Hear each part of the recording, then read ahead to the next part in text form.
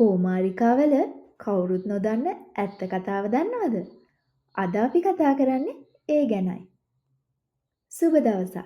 Ceylon green market එකට ඔබ සැම සාදරයෙන් පිළිගන්නවා. විටමින් A, E, C හා B අඩංගු අධික ප්‍රෝටීන් ප්‍රමාණයකින් යුක්ත කෝමාරිකා කියන්නේ අපිට අලුත් දෙයක් නම් නෙමෙයි. ඉතින් මෙච්චර වටින කෝමාරිකා ශ්‍රී ලංකාවේ ඕනම තැනක හරිම පහසුවෙන් වවන්න පුළුවන්. ඔබ දන්නවද? වර්ෂාව අඩු කාලවලදී වතුර ගබඩා කරලා තියාගන්න පුළුවන් විශේෂ හැකියාවක් කෝමාරිකා ශාකයට තියෙනවා. අඩි 2ක් පමණ උසට වැඩෙන කෝමාරිකාවලට ලෝක වෙළඳපොලේ නම් ඉතා විශාල ඉල්ලුමක් තියෙනවා. ඒකට හේතුව තමයි කෝමාරිකාවල තියෙන සෞඛ්‍ය ප්‍රතිලාභ. පිලිස්සුම් තුවාලයක් කිව්වොත් අපිට ඉස්සෙල්ලාම මතක් වෙන්නේ කෝමාරිකා. ඉතින් මේකට හේතුව තමයි ආයුර්වේදයට අනුව පිලිස්සුම් තුවාල හොඳ කරන්න ඉතා පුරාණ කාලයේ ඉඳන් කෝමාරිකා භාවිතා කරලා තියෙනවා. අනිකුත් පිලිස්සුම් තුවාල වගේම අවුරශ්මය නිසා සමේ ඇතිවන පිලිස්සුම් තුවාල හොඳ කරන්නත් කෝමාරිකා ඉතාමත් හොඳ බෙහෙතක් බව අධ්‍යයන වලින් සොයාගෙන තියෙනවා. ඒ විතරක් නෙවෙයි කෝමාරිකායුෂ වලින් කටසේදීම මගින් දත් දිරා යෑම හා දත් ආශ්‍රිත ඇති අනෙකුත් රෝග සුව කර ගැනීමේ හැකියාවකුත් පවතින බව පොතපතේ සඳහන් වෙනවා. විශේෂයෙන්ම දියවැඩියාවට ප්‍රතිකර්මයක් විදිහටත් කෝමාරිකා භාවිතා කරන්න පුළුවන්ලු. කෝමාරිකා වලට පුළුවන්ලු ලේවල තියෙන සීනි ප්‍රමාණය පාලනය කරන්න. කෝමාරිකා ආහාර දිරවීම විධිමත් කරනවා වගේම මලබද්ධය අඩු කිරීමටත් හේතු වෙනවා.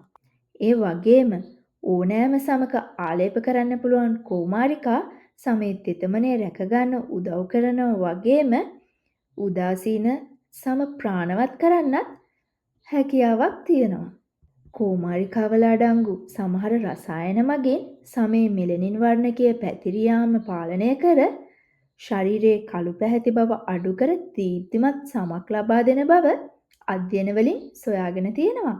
ආමාශයේ තුවාල, සමේ පිළිකා මේ හැම දෙයකම කෝමාරිකා කියන්නේ ඉතා විශිෂ්ට ඔසුවක්.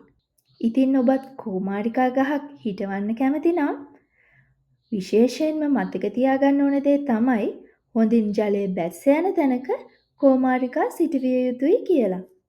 විශේෂයෙන්ම ඔබ වාණිජ වගාවක් කරන්න බලාපොරොත්තු වෙන කෙනෙක් නම් වාර්ෂික වර්ෂාපතනය මිලිලීටර් 17,1204 ප්‍රමාණයක් වඩාත් සුදුසුයි.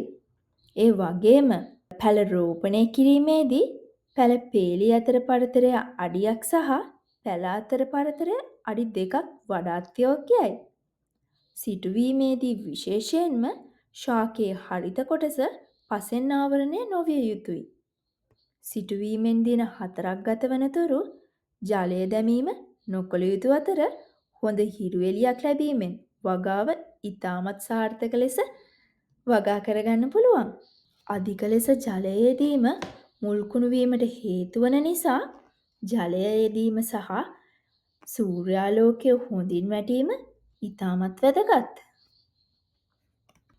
ඉතින් මේ හැම සාධකයක්ම පරිපූර්ණ තැනක ඔබට වාණිජ වගාවක් ලෙසත් කෝමාරිකා වගා කරලා හොඳ ආදායමක් ලබා ගන්න පුළුවන්. අපි ආහාරයට ගන්න කෝමාරිකා සඳහා නම් රසායනික පොහොර භාවිතා කිරීම ඊතරම් සුදුසු නැහැ.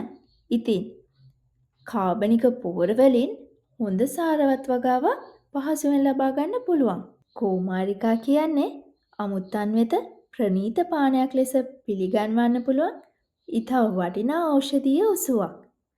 ඉතින් ඔබ ළඟත් කෝමාරිකා විකුණන්න තියෙනවා නම් වැඩිපුර තියෙන කෝමාරිකා නොමිලේ බෙදන්න කැමති නම් ඒ වගේම ඔබත් කෝමාරිකා මිලදී ගන්න හොයනවා නම් දැන්ම යන්න www.ceylongreenmarket.com අපේ වෙබ් අඩවියට. ගන්නයි විකුණන්නයි නොමිලේ බෙදන්නයි ඔක්කොම පුළුවන්. මේ වගේ තවත් ඔසු පැලයක් සමග ඔබ හමුවට එනතෙක් ඔබට සුබ දවසක්.